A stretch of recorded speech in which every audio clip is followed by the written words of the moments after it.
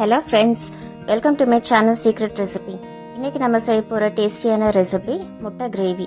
இதுக்கு தேவையான இன்க்ரீடியன்ட்ஸ் முட்டை, வெங்காயம், சீரகம், மிளகு, சோம்பு, பட்டை, கிராம்பு, இஞ்சி, பூண்டு, ரெட் சில்லி பவுடர், மஞ்சத்தூள், தனியா, உப்பு.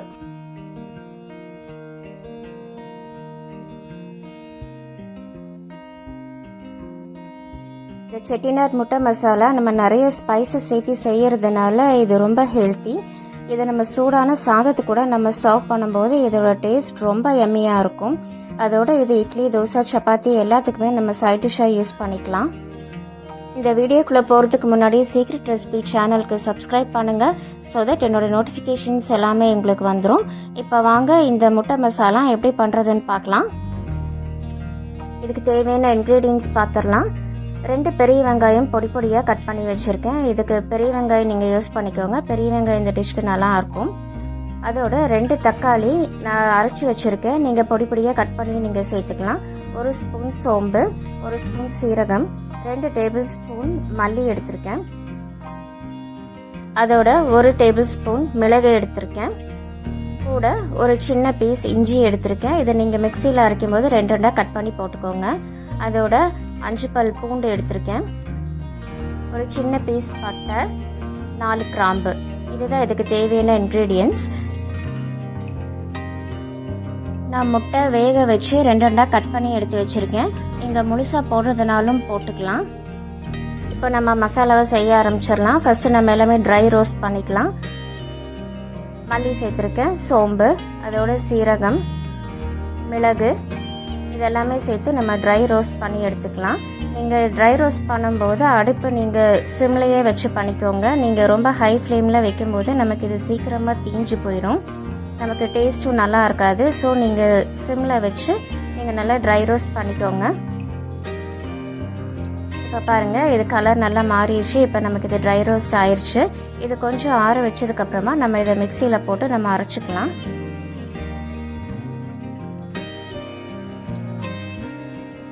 நான் இதெல்லாமே மிக்சியில் சேர்த்தாச்சு. சேர்த்துட்டு இது கூட பட்டை, கிராம்பு, இஞ்சி, பூண்டு இதெல்லாமே சேர்த்து நம்ம அரைச்சி எடுத்துக்கலாம்.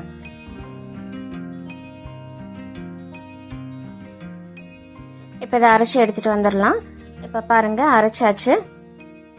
இது மசாலா நம்ம நல்லா திக் பேஸ்ட்டாக நம்ம அரைச்சி வச்சுருக்கோம். இப்போ முட்டை மசாலாவுக்கு தேவையான மசாலா நமக்கு இப்போ ரெடி ஆயிடுச்சு. இப்போ நம்ம முட்டை மசாலா நம்ம செய்ய ஆரம்பிச்சிடலாம். அடுப்பில் ஒரு பேன் வச்சுருக்கேன். 2 டேபிள் ஸ்பூன் எண்ணெய் விட்டுருக்கேன். நீங்கள் இந்த டிஷ்க்கு தேங்காய் எண்ணெய் கூட யூஸ் பண்ணிக்கலாம், அதுவும் நல்லாயிருக்கும். எண்ணெய் நல்லா சூடானதுக்கப்புறமா நான் கடுகு சேர்த்துருக்கேன். கடுகு பொரிஞ்சதுக்கப்புறமா ஃப்ரெஷ்ஷாக ஒரு கொத்து கருவேப்பிலை சேர்த்துக்கலாம். சேர்த்துட்டு அது கூட நம்ம பொடி பொடியாக கட் பண்ணி வச்சுருக்கிற வெங்காயம் நம்ம சேர்த்துக்கலாம். சேர்த்துட்டு இது ஒரு நிமிஷம் நல்லா வதக்கி விட்டுக்கலாம். இது கொஞ்சம் கோல்டன் ப்ரௌன் ஆகுற வரைக்கும் நல்லா வதக்கி விட்டுக்கோங்க. நமக்கு இந்த மசாலா செய்யும் போது நமக்கு வெங்காயம் நல்லா வதங்கணும். அப்போ தான் நமக்கு மசாலாவோட டேஸ்ட் நல்லா இருக்கும். இது வதங்கிறதுக்காக நான் கொஞ்சமாக உப்பு சேர்த்துருக்கேன். உப்பு சேர்த்துட்டு ஒரு நிமிஷம் நீங்கள் நல்லா வதக்கி விட்டுருங்க.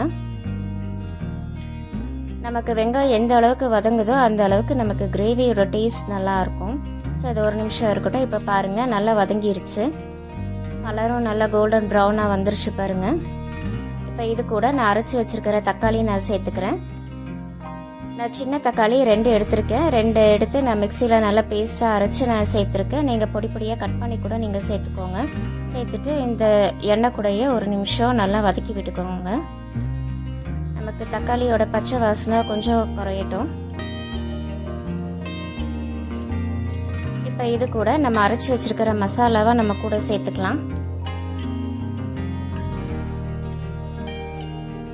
மசாலாவை சேர்த்துட்டு இதுக்கு கொஞ்சமாக நீங்கள் தண்ணி விட்டுக்கோங்க. நீங்கள் ஆரம்பத்திலேயே தண்ணி நிறைய சேர்த்தாதீங்க. ஃபர்ஸ்ட் நீங்கள் மிக்ஸ் பண்ணி பார்த்துட்டு அதுக்கப்புறமா உங்களுக்கு இன்னும் தண்ணி தேவைப்பட்டுச்சுன்னா நீங்கள் கூட கொஞ்சம் சேர்த்துக்கோங்க. நமக்கு இந்த மசாலா சேர்த்துனதுக்கப்புறமா நமக்கு வெங்காயம், தக்காளி கூட இந்த மசாலா நல்லா பைண்ட் ஆகி வரணும். அதனால ஒரு 5 நிமிஷம் நம்ம இதை குக் பண்ண போகிறோம். ஸோ இன்னும் நீங்கள் கொஞ்சமாக தண்ணி சேர்த்துக்கோங்க. ரொம்ப கெட்டியாக இருக்கும்போது நீங்கள் கொஞ்சம் தண்ணி ஆட் பண்ணிக்கலாம். இதோட நான் காரத்துக்கு கொஞ்சம் மிளகாய் தூள் சேர்த்துருக்கேன். அதோட கொஞ்சமாக மஞ்சத்தூள் சேர்த்துருக்கேன். சேர்த்துட்டு இதை நல்லா மிக்ஸ் பண்ணி விட்டுருங்க.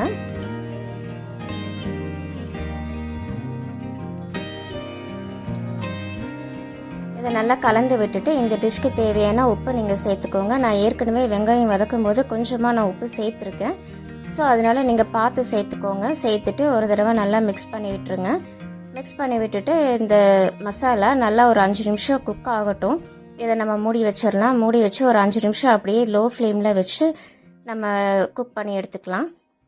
இப்போ பாருங்கள், நமக்கு மசாலா நல்லா கொதிச்சிட்ருக்கு பாருங்கள். நமக்கு அந்த ஸ்பைசஸோட பச்சை வாசனை எல்லாமே போயிருச்சு. இப்போ நல்லா கொதிச்சிட்ருக்கு. இந்த ஸ்டேஜில் நம்ம வேக வச்சு 2 கட் பண்ணி வச்சிருக்கிற முட்டையை நான் அது கூட நான் சேர்த்துக்கிறேன். நீங்கள் ஒன்றுனா இந்த மாதிரி போட்டுக்கோங்க.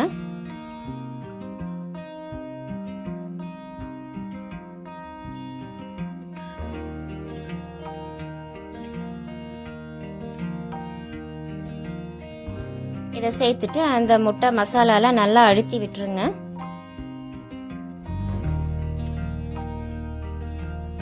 இது கூட சேர்த்துட்டு நம்ம 1 நிமிஷம் இதை மூடி போட்டு வச்சிடலாம். 1 நிமிஷம் நல்லா கொதிக்கட்டும். மசாலா கூட அந்த முட்டை நல்லா கொதிக்கட்டும். இது 1 நிமிஷம் அப்படியே இருக்கட்டும். இப்போ பாருங்க, நமக்கு முட்டை மசாலா சூப்பராக ரெடி ஆயிடுச்சு பாருங்க. இப்போ ஃபைனலாக நம்ம வாசனைக்காக கொஞ்சமாக மல்லி இலை சேர்த்துக்கிறேன். சேர்த்துட்டு நம்ம ஸ்டவ் ஆஃப் பண்ணிடலாம். ஆஃப் பண்ணிட்டு இது ஒரு சர்விங் பவுலுக்கு நம்ம மாற்றிக்கலாம். நமக்கு செட்டிநாட் முட்டை மசாலா சூப்பராக ரெடி ஆயிடுச்சு பாருங்க. இது நம்ம சூடான சாதத்து கூட சர்வ் பண்ணும்போது இதோட டேஸ்ட் ரொம்ப நல்லா இருக்கும். அதோட இட்லி, தோசை, சப்பாத்தி எல்லாத்துக்குமே நம்ம சைட் டிஷ்ஷாக யூஸ் பண்ணிக்கலாம். ஸோ ஃப்ரெண்ட்ஸ், இந்த ரெசிபி எல்லாருமே ட்ரை பண்ணி பாருங்கள். இது ரொம்ப டேஸ்டி அண்ட் எம்மி ரெசிபி. நம்ம செய்யறதுக்கும் ரொம்ப சிம்பிளாக நம்ம பண்ணிடலாம். ஸோ ஃப்ரெண்ட்ஸ், இந்த ரெசிபி எல்லாருமே ட்ரை பண்ணி பாருங்கள். சீக்ரெட் ரெசிபி சேனலுக்கு சப்ஸ்கிரைப் பண்ணுங்கள். கூட பெல் ஐக்கானை கிளிக் பண்ணுங்கள். ஸோ தட் என்னோட நோட்டிஃபிகேஷன்ஸ் எல்லாமே உங்களுக்கு வந்துடும். Thank you. Take care. Bye bye.